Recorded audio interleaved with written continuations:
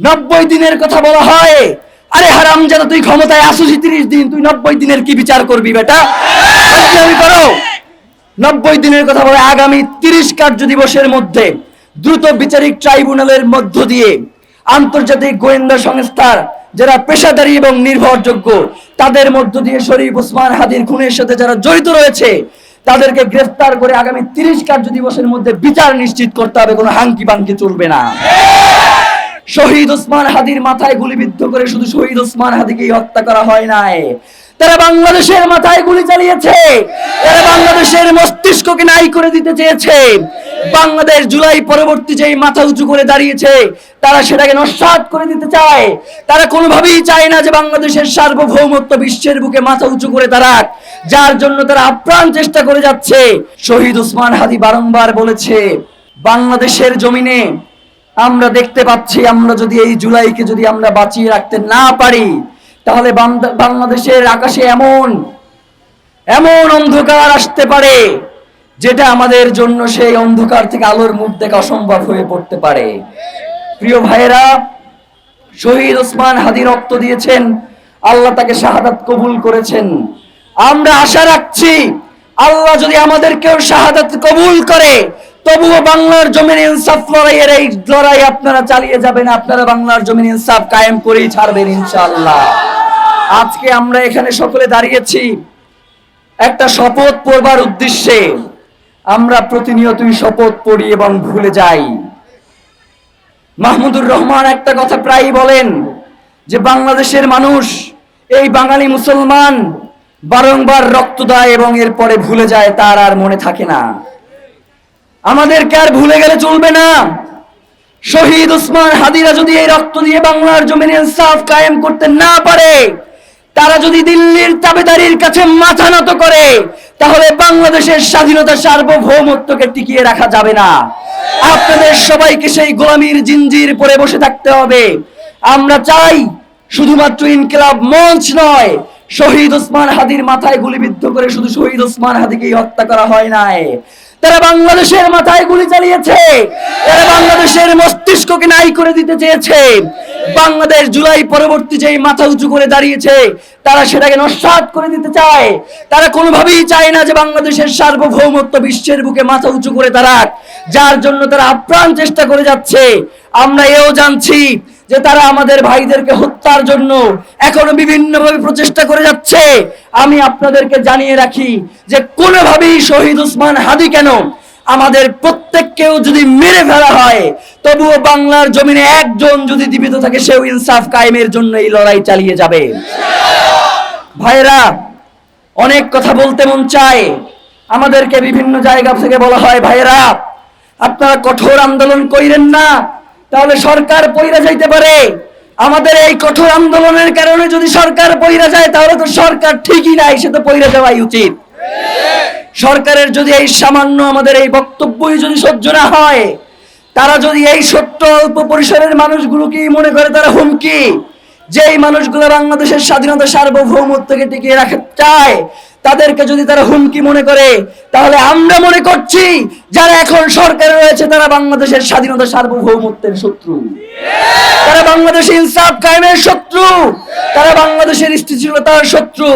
সুতরাং আমরা ইনকিলাব মঞ্চ আপনাদেরকে জানিয়ে দিতে চাই, আমরা গতকালকে আপনাদের মাধ্যমে 3 দফা ঘোষণা করেছি। এখন পর্যন্ত আমাদের কাছে এর কোনো সুনির্দিষ্ট ব্যাখ্যা এসে উপস্থিত হয় নাই। 90 দিনের কথা বলা হয়। আরে হারামজাদা, তুই ক্ষমতায় আসিস 30 দিন, তুই 90 দিনের কি বিচার করবি বেটা?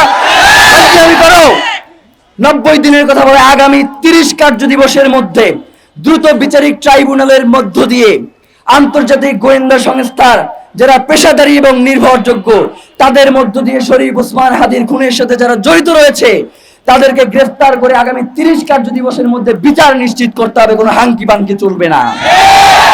প্রিয় ভাইয়েরা, আমরা বলেছি আমাদেরকে এখনো বিভিন্ন মাধ্যম থেকে জানানো হয় যে শহীদ ওসমান হাদিকে যারা হত্যা করেছে তারা এই দেশেই রয়েছে, এবং আমাদেরকে বলা হচ্ছে যে 25 তারিখে সকলে জনাব তারেক রহমান দেশে আসবেন, তার জন্য জনগণ উতলা হয়ে থাকবেন। এই সময়ে এই সন্ত্রাসীদেরকে বাহিরে পাঠানোর একটা প্রক্রিয়া চলছে।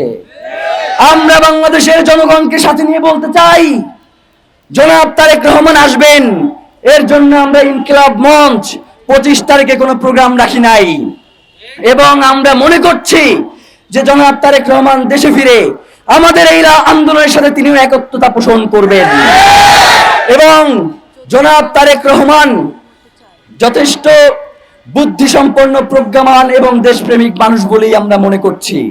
সুতরাং তিনি বাংলাদেশের স্বাধীনতার সার্বভৌমত্ব বিনষ্ট হয়, বাংলাদেশ ইনসাফ কায়েমের যেই লড়াই সেটা বাধাগ্রস্ত হয়, দেশপ্রেমিক তারেক রহমান এই ধরনের কোনো সিদ্ধান্ত নেবেন না।